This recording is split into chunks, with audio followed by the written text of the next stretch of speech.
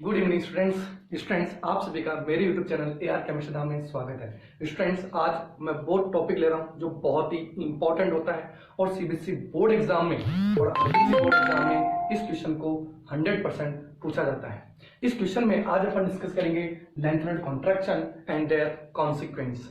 अब बात यह है कि लेंथेनॉइड कॉन्ट्रैक्शन क्या होगा और उसके कॉन्सिक्वेंस क्या होंगी, ये सारी डिटेल में यहाँ से डिस्कस करूंगा, तो लास्ट तक बने रहिए स्टूडेंट्स। जरूर ये टॉपिक आपके लिए हेल्पफुल होगा।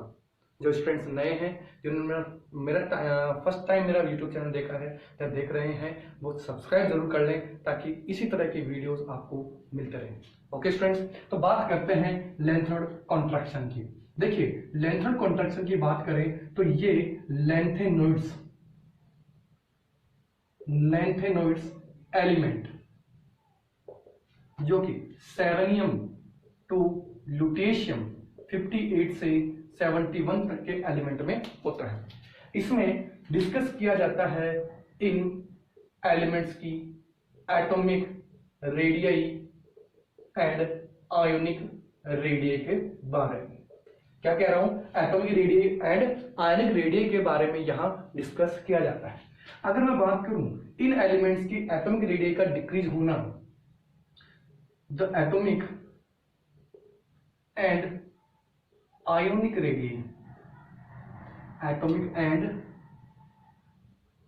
radii of lanthanoids decreases from cerium to lutetium is called lanthanoid contraction। क्या कहा जा रहा है इसको? लेंथेनॉइड कॉन्ट्रैक्शन, यानी एटॉमिक साइज का डिक्रीज होना फ्रॉम सेरेनियम टू ल्यूटेशियम, वो क्या कहलाएगा अपने पास? Lanthanoid contraction. अब बात आती है इसको समझे कैसे पता चलेगा कि कॉन्ट्रैक्शन हो रहा है। तो देखिए, लेंथेनॉइड की बात करें तो ये जो लेंथेनॉइड्स होते हैं उनके लिए जो नंबर ऑफ पीरियड होता है वो कितना होता है बच्चों? 6। क्यों? क्योंकि लेंथेनम के बाद ही ये एलिमेंट आते हैं और लेंथेनम वाला जो एलिमेंट है वो 6 पीरियड में आता है। लेंथेनम यानी लेंथेनम से लेकर के लुटेशियम तक की मैं बात कर रहा हूं। ये कौन से पीरियड में आते हैं? 6 पीरियड में आते हैं। तो इसके लिए जो जनरल फॉर्मूला होता है इलेक्ट्रॉनिक कॉन्फ़िगरेशन का, वो n-2 1 F1 to 14 n-1 D 0 to 1 and ns2 होता है। तो यहाँ जो n की वैल्यू है अगर वो यहाँ रखी जाए तो 4F1 to 14 5D 0 to 1 6s2, ये इसका एक इलेक्ट्रॉनिक कॉन्फ़िगरेशन, इंडिविजुअली लेंथेनॉइड का इलेक्ट्रॉनिक कॉन्फ़िगरेशन अपने को ऑब्टेन हो जाता है। अब देखिए, इसको मैं इस तरह से स्ट्रक्चर के बेसिस पर इस कॉन्ट्रैक्शन को मैं एक्सप्लेन कर रहा हूं। यहां मेरे पास ये नंबर ऑफ सेल है, पहला, दूसरा, तीसरा, चौथा, पांचवा, ये 6 सेल। क्योंकि लेंथेनॉइड्स की बात कर रहे हैं तो मेरे पास जो आउटर मोस्ट सेल होगा वो 6 होगा, और यहाँ ये 1s ऑर्बिटल, यहाँ 2s 2p orbital, 3s 3p and 3d, 4s 4p 4d and 4f। यहाँ मैं 5d ले लेता हूं और यहाँ ले लिया मैंने 6s। अब इलेक्ट्रॉन यहाँ दो इलेक्ट्रॉन फिक्स रहते हैं, इसमें फिल रहेंगे, ये तो कंपलसरी। जब अपन इलेक्ट्रॉनिक कॉन्फ़िगरेशन करते हैं तब अपने को पता चलता है कि यहाँ 6 में भी 2 इलेक्ट्रॉन होंगे।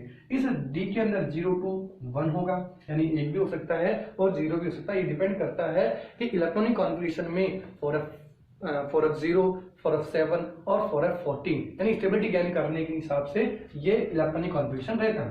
अब इलेक्ट्रॉन जो फिल हो रहे हैं वो लास्ट इस 4f ऑर्बिटल में आ रहे हैं। किस में आ रहे हैं? f ऑर्बिटल में। अब देखिए, ये अपने पास आउटर मोस्ट सेल है, आउटर मोस्ट सेल कह दो या वैलेंस सेल कह दो। ये जो सेल है इसको अपन नाम देते हैं पेनल्टीमेट सेल। अच्छा टॉपिक है भैया, इंपॉर्टेंट टॉपिक है एग्जाम के पर्पज से भी। और ये जो इनर सेल है ये वाला, जिसमें इलेक्ट्रॉन f ऑर्बिटल में फिल हो रहा है, इसे कहेंगे अपन एंटी पेनल्टीमेट सेल, क्या कहेंगे, एंटी पेनल्टीमेट सेल। तो अगर मैं ये कहूं कि यहाँ जो इलेक्ट्रॉन होंगे वो इस 4f में 1 to 14 तक फिल होंगे, ये फिल होगा, ये कंप्लीट फिल होगा, ये भी तो कंप्लीट फिल होगा। तो अब आप देखिए कि यहाँ इस फोर्थ सेल के अंदर नंबर ऑफ इलेक्ट्रॉन क्या हो रहे हैं, इंक्रीज हो रहे हैं। क्या कह रहा हूं, नंबर ऑफ इलेक्ट्रॉन, समझना भैया, number of electron in 4f यानी फोर्थ सेल आर इंक्रीजेस। इससे क्या होगा, जैसे जैसे इलेक्ट्रॉन इंक्रीज हो रहे होंगे इस न्यूक्लियस के अंदर नंबर ऑफ प्रोटॉन भी तो इंक्रीज हो रहे हैं, number of protons also increase. अब आप सोचिए कि अगर मैं नंबर ऑफ इलेक्ट्रॉन फिल करता जा रहा हूं, बढ़ता जा रहे हैं, बढ़ते जा रहे हैं, नंबर ऑफ प्रोटॉन भी बढ़ते जा रहे हैं, तो इस फोर्थ सेल के इलेक्ट्रॉन्स इस न्यूक्लियस की ओर क्या होंगे, अट्रैक्ट होंगे। क्यों होंगे, कि नंबर ऑफ प्रोटॉन बढ़ने के साथ साथ इफेक्टिव न्यूक्लियर चार्ज भी क्या हो जाएगा बच्चों, इंक्रीज हो जाएगा। और यहां ध्यान रखना है कि अगर मैं इस 6 इलेक्ट्रॉन और 4 सेल्स की बात करें, 6 सेल की और 4 सेल की बात करें, तो यहां जो सीडिंग इफेक्ट लग रहा है ये सीडिंग इफेक्ट बहुत ही कम होगा, यानी पुअर सीडिंग इफेक्ट यहां वर्क करेगा। अब पुअर सीडिंग इफेक्ट वर्क कर रहा है और यहां इफेक्टिव न्यूक्लियर चार्ज ज्यादा वर्क कर रहा है, तो मैं ये कह सकता हूं कि ENC effective nuclear charge dominate होगा over the poor shielding effect. अब इससे क्या होगा, इस सीडिंग इफेक्ट के कंपेयर में जब इफेक्टिव न्यूक्लियर चार्ज डोमिनेंट हो गया, ज्यादा हो गया, इंक्रीज हो गया कंपेयर सीडिंग इफेक्ट के, तो इनकी रेडियस क्या होती जाएगी, डिक्रीज हो जाएगी या कॉन्ट्रैक्ट हो जाएगी। तो ये कह सकता हूं कि due to increasing in effective nuclear charge और poor shielding effect the atomic radius of lengthenoids decreased, which is called lengthenoid contraction। क्या कहेंगे इसी को, lengthenoid contraction अपन इसको कहेंगे। तो इस तरह से जब इलेक्ट्रॉन इस लास्ट 4f में फिल होता जाएगा तो नंबर ऑफ इलेक्ट्रॉन बढ़ेंगे, नंबर ऑफ इलेक्ट्रॉन बढ़ेंगे तो नंबर ऑफ प्रोटॉन भी बढ़ेंगे।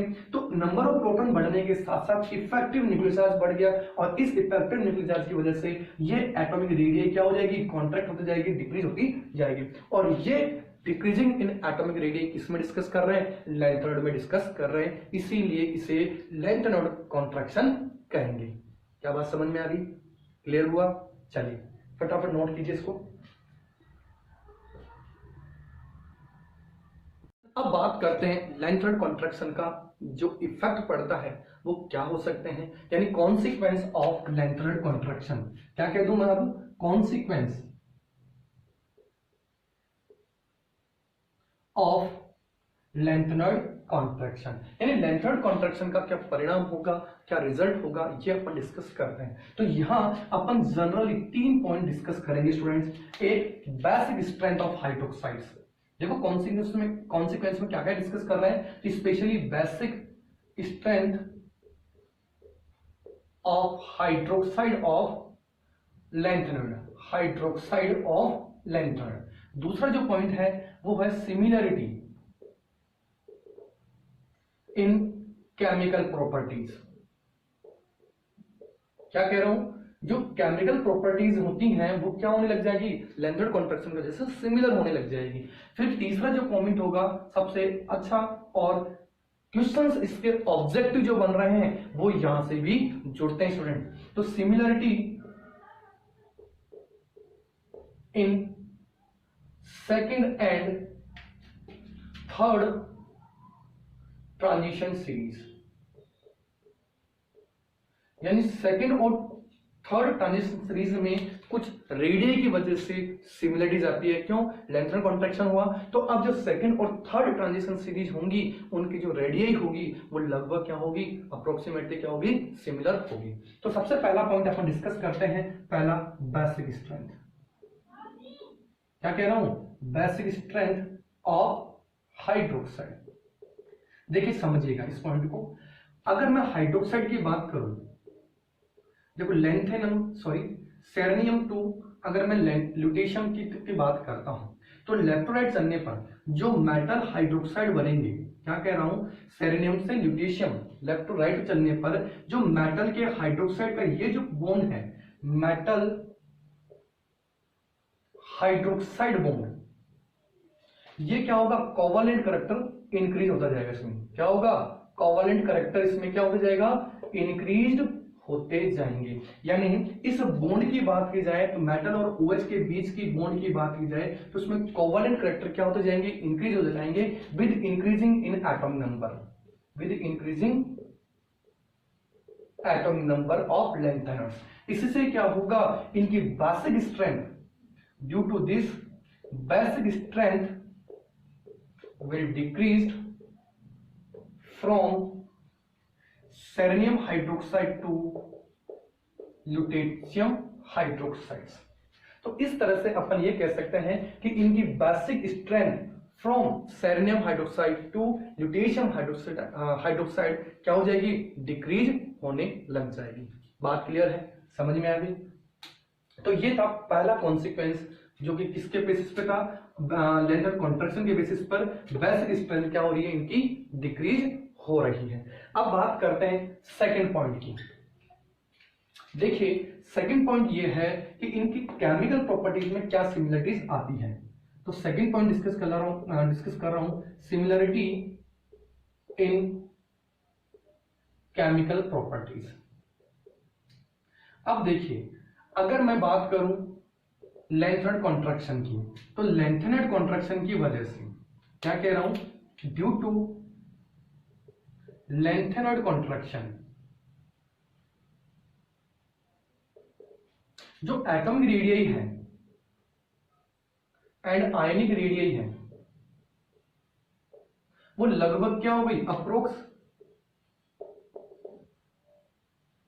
सिमिलर आ गई, सिमिलर होने लग गई। अब इसका इफेक्ट क्या पड़ेगा, जब सिमिलर हो गई तो इसकी वजह से दस देयर केमिकल प्रॉपर्टीज, सो या therefore chemical property of the elements are similar. क्या होने लगी, इसकी वजह से इसकी केमिकल प्रॉपर्टीज क्या होने लगी, सिमिलर होने लगी। अब इसकी वजह से इनको सेपरेट करना मुश्किल हो गया। thus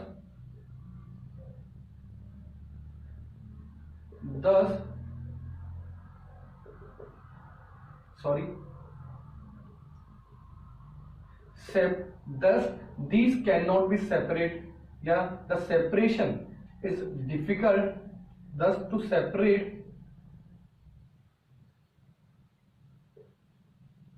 of these element are difficult।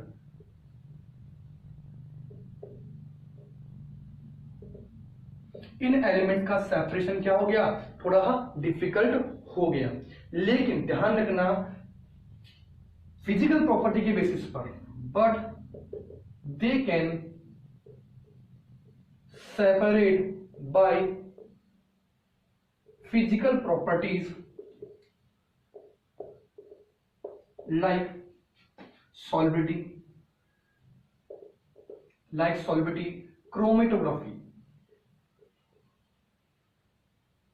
chromatography and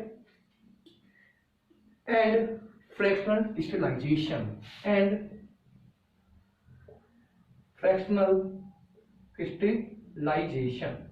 यानी फ्रैक्शनल क्रिस्टलाइजेशन के थ्रू अपन इनको सेपरेट कर सकते हैं। तो ये था अपने पास दूसरा कॉन्सिक्वेंस बेस्ड ऑन लेंथेनेड कॉन्ट्रैक्शन। अब थर्ड प्रॉपर्टी की बात करता हूं, एक बार इसको नोट कीजिए भैया। थर्ड प्रॉपर्टी अपन डिस्कस करें वो है सिमिलरिटीज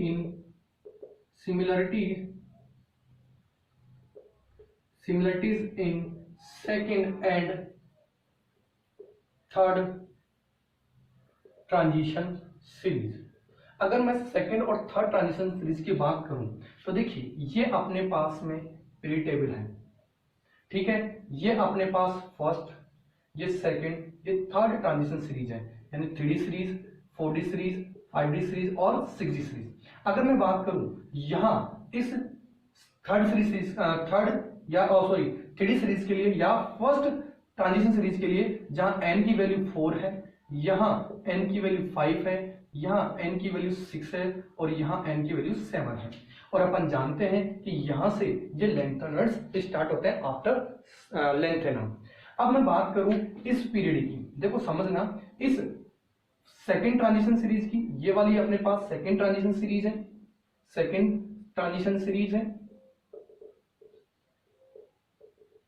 और ये वाली अपने पास थर्ड ट्रांजिशन सीरीज है। अगर मैं बात करूं इन एलिमेंट्स की, तो मैं यहां लिख रहा हूं, यहां देखिए, ये टाइटेनियम, जर्कोनियम और हाफनियम।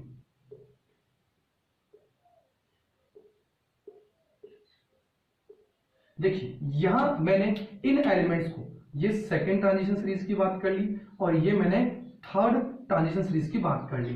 तो due to lanthanide contraction in elements की जो रेडियाई होती है, किसकी, सेकंड और थर्ड एटॉमिक सीरीज के ट्रांजिशन एलिमेंट्स की, क्या कह रहा हूं, सेकंड और थर्ड ट्रांजिशन सीरीज के एलिमेंट्स की एटॉमिक रेडियाई अप्रोक्स क्या होने लगती है, इक्वल होने लगती है। किसकी वजह से, लेंथेनॉइड कॉन्ट्रैक्शन की वजह से। यानी मैं कह दूं कि atomic radii of zirconium Zr and Zr approx equal to the HF, similarly Nb equal to the Pa and molybdenum equal to the tungsten. तो इनकी रेडियाई क्या होने लगती है, अप्रोक्स सिमिलर हो जाती है। मैंने अप्रोक्स का एग्जैक्ट नहीं कहा है। तो ये रीजन किसकी वजह से है, लेंथेड कॉन्ट्रैक्शन की वजह से। अगर अपन चाहे तो इसको लिख सकते हैं, देखो इसकी जो रेडियाई होती है 145 और 144, 145 144 पिकोमीटर। आप चाहे तो इसको भी नोट कर सकते हो, 134 पिकोमीटर, और यहां 129 एंड 130 पिकोमीटर, 129 एंड 130 पिकोमीटर। तो इस तरह से देखिए इनकी जो रेडियाई है वो अप्रोक्स क्या होने लग गई, सिमिलर होने लग गई। तो इस तरह से यहां तीन कॉन्सिक्वेंस अपन डिस्कस कर लिए। पहला बेसिक स्ट्रेंथ ऑफ हाइड्रोक्साइड, दूसरा सिमिलरिटी इन केमिकल प्रॉपर्टीज, और थर्ड था similarities in second and third transition series. I hope ये आपको वीडियो लेक्चर बहुत ही अच्छा लगा होगा। अगर अच्छा लगा है तो कमेंट जरूर कीजिएगा स्टूडेंट, और इसको शेयर कीजिएगा अदर स्टूडेंट के पास में, ताकि हर स्टूडेंट की हेल्प हो सके। सब्सक्राइब करना ना भूलिए students. Okay, friends, thank you. Have a nice day.